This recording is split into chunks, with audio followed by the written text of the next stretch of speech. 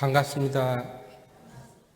원불교에서는 출가 서원을 세우고 원불교학과에 들어오면 모두가 기숙사에 입사해서 공동 생활을 하게 됩니다. 기숙사는 중앙총부 안에 있어서 학교를 다니거나 총부 고뇌를 산책할 때면은 총부에서 근무하시는 교무님들이나 또 스승님들을 자주 뵙곤 합니다. 저도 그때 학교를 다니면서 스승님들에게 많은 질문을 받았습니다. 어떤 말이냐면은 저는 잘 살고 있냐 하는 그런 질문을 주로 받았던 것 같아요. 그러면 저는 예 하고 대답을 이렇게 했던 기억이 있습니다. 그렇게 대답을 하고 난 후에 저 스스로 잘 사는 것이 무엇일까? 어떻게 살아야 잘 사는 것일까? 생각을 많이 했었습니다. 그러한 생각을 하고 있을 즈음에 우연히도 대산종사님의 법문을 접하게 됩니다. 그 법문 내용이 큰 일을 이루기 위해서 갖춰야 할 세 가지 도였습니다. 그래서 큰 일을 이루기 위해서 갖춰야 할 세 가지 도를 갖추는데 노력하면서 살아가는 것이 잘 사는 것이라고 저는 생각하면서 살았던 기억이 있습니다.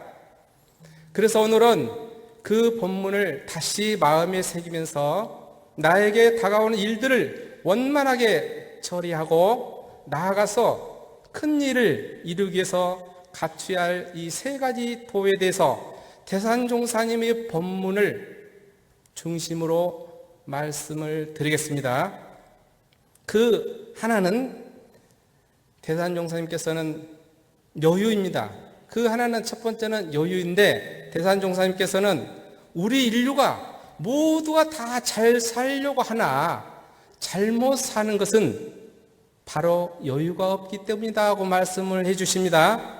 우리가 살아갈 때 죽을 일이나 정말 급한 일이 있으면은 돌아갈 줄도 알아야 된다고 말씀을 해 주셨습니다.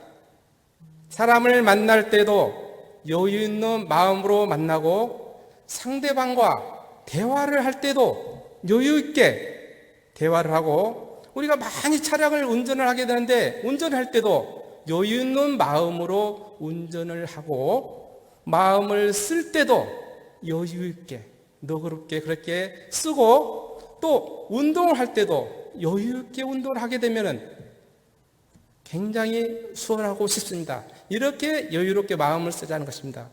여유라는 단어를 국어사전에서 찾아봤습니다.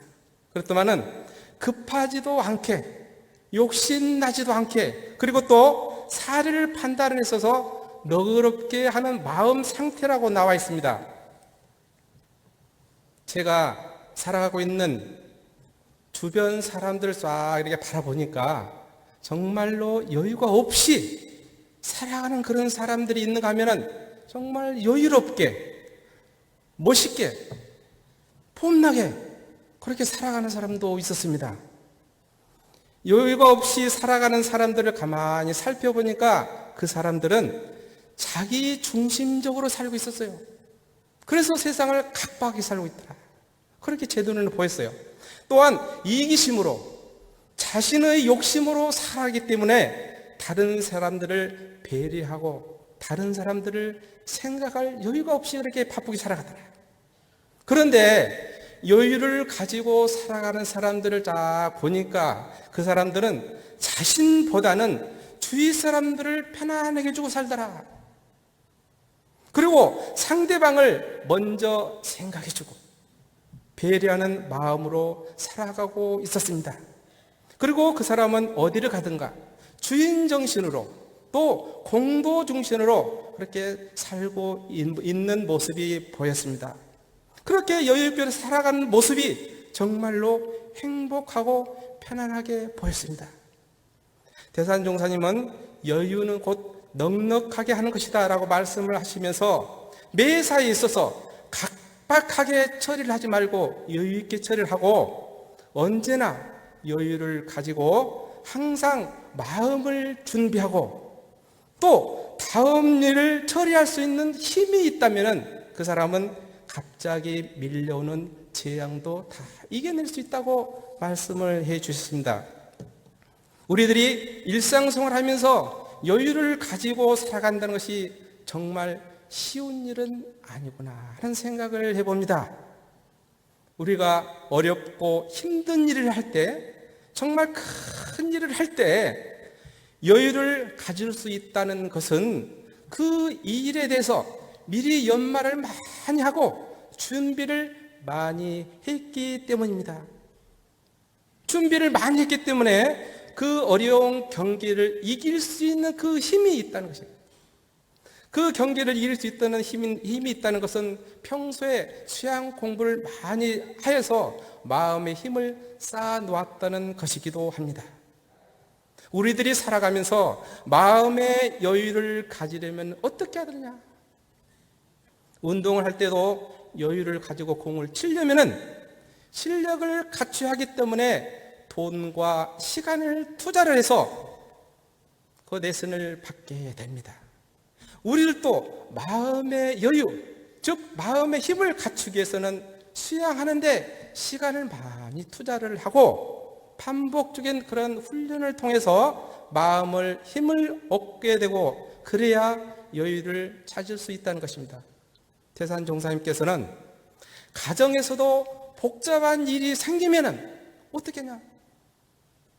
가정에서 힘들고 복잡한 일이 생기면은 교당에 찾아가서 기도를 올리고 신고를 올리는 순간 마음이 안정이 되고 여유를 찾게 된다고 그랬어요. 마음의 여유를 찾는 것은 바로 수양이고 수양이 영생을 기름지게 하는 것이다. 그래서 여유를 찾으려면 무엇을 해야 되냐?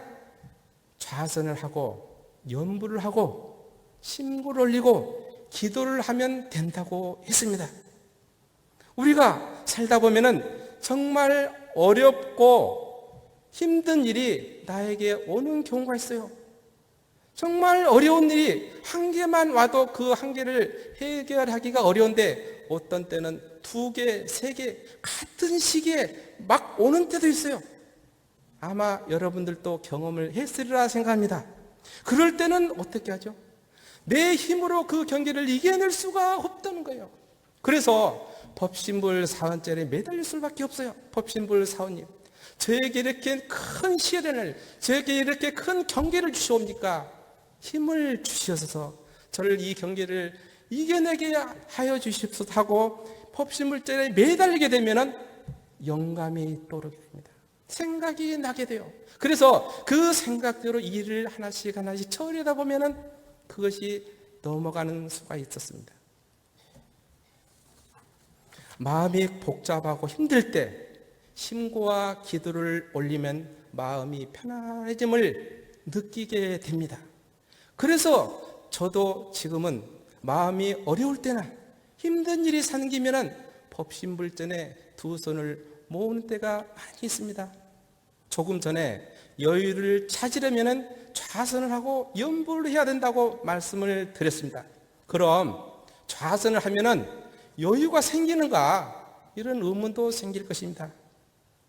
우리들이 평소에 일을 하면서 그렇게 살다 보면은 스트레스를 받는 경우도 많이 생기고 또 화나는 일도 많이 생기게 됩니다. 이렇게 되면 자연히 화기가 오르게 되죠. 열이 나게 됩니다. 대종사님께서는 정전 자선의 요지에서 좌선을 할 때 단전에 마음을 주하고 선을 하면은 몸에 있어서는 화기는 내리고 수기는 오른다고 했습니다. 수기가 올라서 머리가 시원해진다고 했어요. 즉 수승화강이 된다는 그러한 말씀입니다. 수승화강이 잘 되면 마음에 안정이 오겠죠. 마음이 안정이 되면 밝은 생각, 좋은 생각을 할 수 있게 되어서 마음의 여유를 가질 수가 있다는 것입니다. 이렇게 본다면 마음의 여유는 사막 가운데 정신 수양을 통해서 만들어지는 것이라고 생각할 수 있습니다. 대산종사님께서는 수도인의 3가지 일과에 대해서 말씀을 해 주셨고 좌산 상사님께서는 일과로 등력하자고 말씀을 해 주셨습니다. 하루 일과가 아침, 낮, 저녁으로 크게 이렇게 나누어집니다. 하루를 살아가면서 수도인의 세 가지 일과만 잘 지켜도 마음의 힘을 얻을 수 있다는 것입니다. 수도인의 세 가지 일과 중에서 하나만 말씀을 드리자면 아침에는 수양 정진 시간으로 선 공부를 하자고 했습니다. 아침에 일어나서 신고를 올리고 선을 하면서 하루를 시작하자는 것입니다. 아침에 좌선을 하려면 가까운 교당에 나가서 대중들과 함께 그 대중의 기운을 받으면서 좌선을 하게 되면 아주 잘할 수 있습니다. 그렇지만 상황이 여의치가 않아서 교당에 나갈 수 없고 집에서 혼자 해야 되는 그런 경우가 있어요. 그럴 때는 수행에 자력이 있으시면은 문제는 생기지 않습니다. 그런데 많은 사람들은 수행에 자력이 없습니다. 그럴 때는 어떻게 하냐? 방법이 있습니다. 그럴 때는 아침에 일어나서 5시부터 오는 방송과 함께 하시면 됩니다. 텔레비전을 켜고 하시든가 라디오를 켜시면은 1시간 동안 교당에서 하는 그 프로그램하고 비슷하게 거의 같게 진행을 합니다. 앉아서 그걸 들으면서 같이 하면 된다는 것입니다. 텔레비전은 틀면 나오는데 라디오는 오는 방송을 들을 수 없는 지역이 많이 있죠. 오는 방송이 있는 서울이나 전북이나 광주나 대구나 부산 그런 지역에서는 라디오만 있으면 들을 수 있지만은 그 외의 지역에서는 뭐 강원도도 제주도 라디오를 들을 수가 없어요. 그런 방송. 그때도 방법이 있습니다. 요즘 이런 스마트폰 다 가지고 계시죠. 이 스마트폰에 오는 방송 앱을 다운받아서 깔아놓으면은 한 두 번만 터치를 하면은 오는 방송이 어디에서나 나옵니다. 강원도에서도 나오고 제주에서 나오고 데이터만 있으면 해외에서도 똑같이 선명히 들을 수가 있습니다. 그래서 새벽에 일어나서 오는 방송과 함께 수양의 시간을 가지면 된다는 것입니다. 우리가 콩나물을 길러보면은 그 콩나물 시루에 딱 앉혀놓고 하루에 물을 몇 번이나 주죠? 한 대여섯 번 준다고 그래요. 한 대여섯 한 바가지씩 주면은 그 한 바가지 물이 밑으로 한 바가지가 다 빠져버리는 것 같지만은 그 흘릴 때 잠시 조금 묻은 그 물을 먹고 콩나물은 일주일만 지나면은 상당히 많이 자랍니다. 수양하는 사람들이 아침에 선을 하루도 빠짐없이 계속 한다면은 내가 하루에 선을 20분, 30분, 1시간 했는데 얼마나 내가 수양의 힘이 쌓였을까? 마음의 힘이 쌓였을까? 그렇게 생각하지만은 하루도 그러지 않고 계속 그렇게 정진을 한다면은 1년, 2년, 10년, 20년을 한다면은 나도 모르는 가운데 마음의 힘이 딱 쌓여있을 것입니다. 마음의 힘이 생기면 마음의 여유도 생기게 됩니다. 마음의 여유가 있으면은 취사하는 것도 아주 잘 하게 됩니다. 전산 종법사님께서 금년 10년 법문에 마음을 잘 씁시다고 하셨는데 마음의 힘을 가지고 마음의 여유를 가지고 마음을 쓰게 되면 잘못 쓰라고도 못 써요. 잘 쓰게 될 것입니다. 이렇게 되면 모두가 행복해지지 않겠나 하는 생각을 해봅니다. 그 갖춰야 할 세 가지 도 중에서 두 번째는 깊이 생각하는 것입니다. 깊이 생각. 심사. 깊을 심자 생각 사차입니다. 생각을 깊이 한다는 것은 그 일에 대해서 연구를 많이 한다는 것입니다. 우리들이 하고 있는 의디엄마나 성리엄마도 깊게 생각을 해야 그것이 하나씩 보이게 됩니다. 왜 깊이 생각을 하셨는지 저도 생각을 해봅니다. 이 일을 할 때 심사하라고 하는 뜻은 어디 있는가? 생각하고 또 생각해보고 연구를 하고 또 연구를 해보라는 그러한 뜻으로 받아들입니다. 올간옹광 6월호에 지난 호죠. 6월호에 매듭 연구가 박진영 선생님이 이렇게 인터뷰가 나와 있습니다. 이분은 매듭이라는 공예를 17년 동안을 하셨다고 그래요. 매듭이라는 전문인이에요. 17년 동안 계속 그런 매듭만 가지고 했으니까 얼마나 천문이 됐겠어요.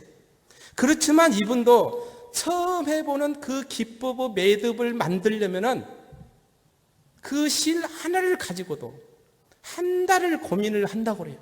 한 달을. 우리 같으면 잠시 생각해보면 이렇게도 묶고 이렇게 묶으면 할 텐데, 그렇지만 한 달을 고민한다고. 자려고 누워서도 머릿속에 그 끈을, 실을 묶었다 풀었다 몇 번을 한답니다. 좋은 매듭을 만들기 위해서는 그만큼 생각을 깊게 연구를 많이 한다는 것입니다. 또 심사라는 또 하나의 뜻은 그 일에 공을 들이라는 말씀으로도 생각이 됩니다. 깊이 생각한다는 것은 그 일에 정성을 다한다는 것입니다. 정성을 다한다는 것은 바로 공을 들이는 것이죠. 정산 종사님은 정당한 일에 지극한 정성을 들이면은 그 일의 성질에 따라서 조만간의 차이는 있을지언정 이루어지지 않는 일은 하나도 없다고 했어요. 대충 하지 말고 정말로 힘과 정성을 다하자는 그러한 말씀으로 받아들입니다. 이렇게 볼 때 깊이 생각하는 것, 즉 심사는 사막 가운데 사례 연구를 통해서 만들어지는 것이라고 볼 수 있습니다. 태산종사님은 심사는 곧 깊이 생각하는 것이다. 깊이 생각하는 것이다. 사람이 선악한 모든 행동은 한 생각에서 나오기 때문에 그 한 생각이 선하면 그 행동 또한 선해져서 복록이 쌓이고, 그 한 생각이 악하면은 그 행동 또한 악해져서 죄벌을 쌓이게 되고, 또한 그 한 생각이 밝으면 그 행동 또한 밝아져서 영생의 길이 밝아지고, 또 하나는 한 생각이 밝지 못하면 어떻게 되냐? 그 행동 또한 밝지 못해서 영생이 어두워진다고 했습니다. 이 본문을 생각해 보면은 우리가 대종생을 하면서, 공동생을 하면서 의견을 낼 때나 또 일을 할 때 심사숙고해서 처음 그 생각을 내자 하는 그런 뜻이 아닌가 생각해 봅니다. 이왕이면 부정적인 생각보다는, 안 된다는 그러한 생각보다는 긍정적인 생각, 된다는 그러한 쪽으로 생각을 많이 했으면 좋겠다는 생각을 해봅니다. 일을 준비할 때 생각을 깊이 하라니까 비생산적인 일에도, 비도덕적인 일에도 그래 깊게 연구를 하고 생각하면 안 되고, 생산적인, 즉 진리적인 내용일 때, 발전적이고 건설적인 내용일 때, 더 나아가서 도덕적인 내용일 때 깊게 생각을 하자.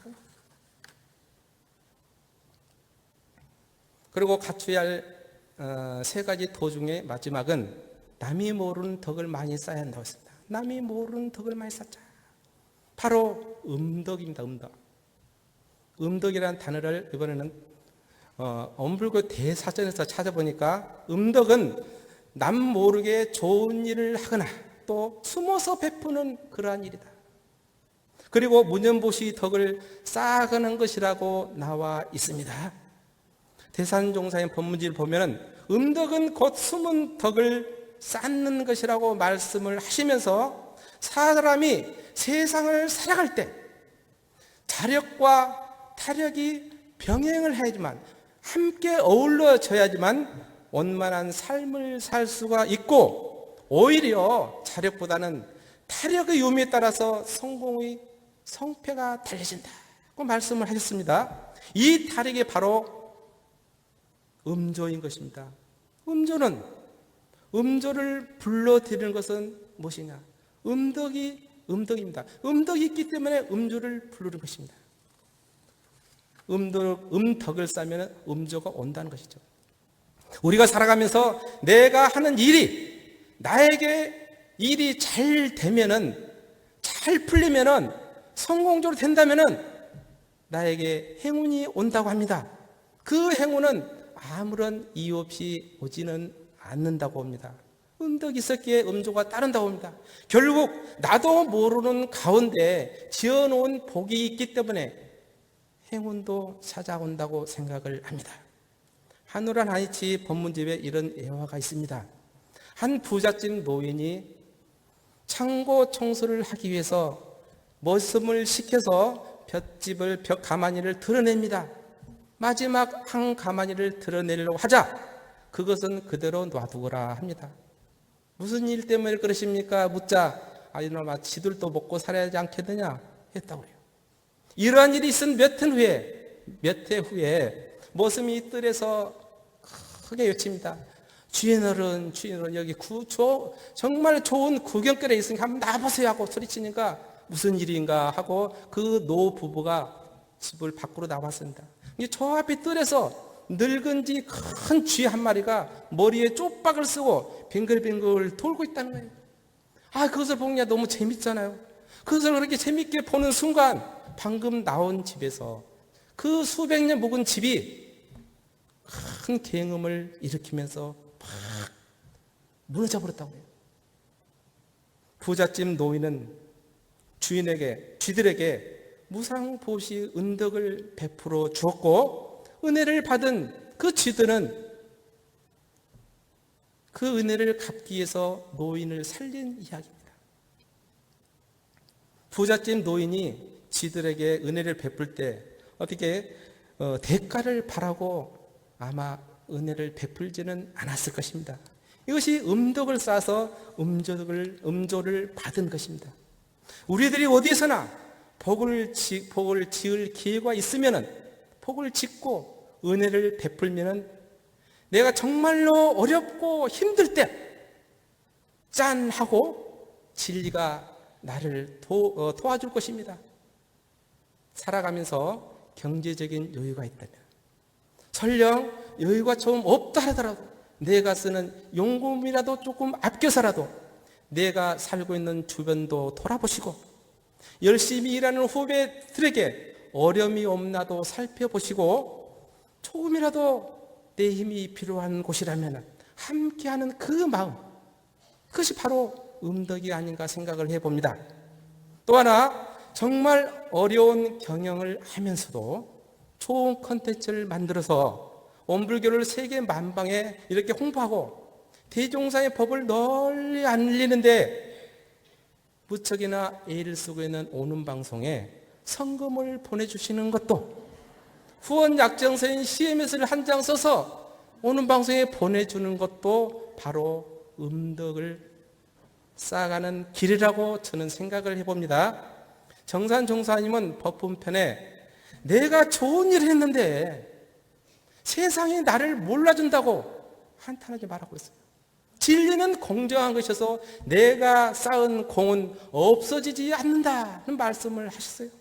그래서 같은 덕이라도 음덕이 최상의 공덕이 된다고 하셨습니다. 그런데 우리들은 좋은 일을 했으면 잊어버려야 하는데 잘 안 잊어져요. 잘하고 싶기도 하고요. 저를 가만히 들여다보면 제가 좋은 일을 했으면 그대로 묻어야 되는데 안 그러시더라고요. 꼭 잘하고 싶은 생각이 한쪽에 쑥 올라와요. 정산 종사님은 올리편 28장에 우리가 돈도 은행에 저축하여 두면 시일이 오래 지나면 그 이자도 많이 붙는다고 그랬어요.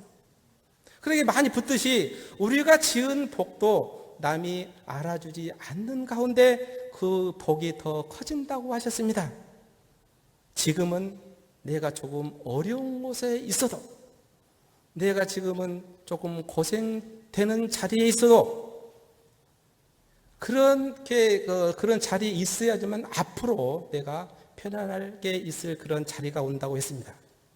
원불교는 살아가면서 큰 일을 이루기 위해서 갖춰야 할 이 세 가지 도를 갖추는데 노력을 하면서 살아가려고 합니다. 마음의 여유를 갖추기 위해서 노력도 하고 또 어떤 일을 대해서 심사를 하고 또 음덕을 차곡차곡 쌓아가도록 하겠습니다. 이렇게 살아가면 앞으로 제가 어디를 가든지 그곳에서 무슨 일을 하든지 행복하게 살고 또 잘 살 수 있겠구나 하는 생각을 하면서 오늘 시간 마칩니다. 감사합니다.